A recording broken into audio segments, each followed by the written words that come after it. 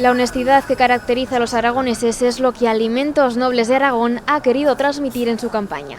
Esta virtud se traslada a los alimentos con la seguridad, el sabor y la calidad que ofrecen. La Navidad es la mejor ocasión para potenciar el producto autóctono y sobre todo para ayudar a reavivar la economía de la comunidad.